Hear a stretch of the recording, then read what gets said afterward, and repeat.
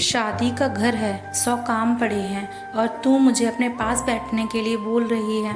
सुलोचना बोलने लगी, लेकिन निधि के उदास चेहरे पर नजर पड़ते ही उनके मन में हुक सी उठी और अपने काम को छोड़कर उसके पास आ गई। निधि, क्या बात है बेटा, तू इतनी उदास क्यों है?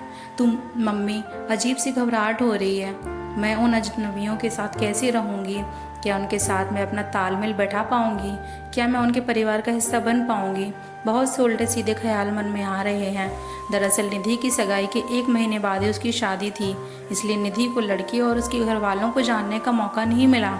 अब जैसे ही शादी के दिन नज़दीक आ रहे थे, निधि की घबराहट बढ़ती जा रही थी। बेटा, हर लड़की के मन में शादी से पहले ये उलझन रहती है, लेकिन प्यार, स्नेह और अपनेपन से किसी को भी अपनाया जा सकता है।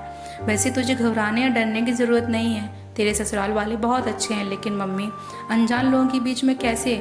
देख अपनी भाभी को। सुलोचना अपनी बहू कामनी को देखते हुए बोली, जो बड़े ही जोश से शादी की तैयारियों में लगी थी। वो भी तो पराए घर से आई है और देख आज कैसे इस घर में रच गई है। बेटा, हर नया रिश्ता समझने और अपनाने में थोड़ा समय लगता है, लेकिन जब हम रिश्तों को दिल से अपना लेते हैं तो सारा डर, उलझन समाप्त हो जाती है। जिस तरह तेरी भाभी ने हमें और हमने उसे अपनाया, उसी तरह तुम भी अपने ससुराल वालों को अपना लेगी और वो तुझे फिर देखना, जैसे तेरी भाभी इस घर की धुरी बन गई, वैसे ही तू भी उस घर की धुरी बन जाएगी।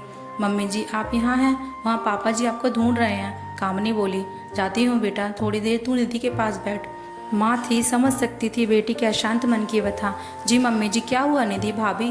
क्या मैं उन लोगों के साथ एडजस्ट कर पाऊंगी? भगवान ने हम लड़कियों को बहुत बड़ा और प्यारा दिल दिया है, जिसमें सबके लिए जगह बन जाती है। फिर तू तो है ही इतनी प्यारी, सब तुझे पलकों पे बैठा के रखेंगे।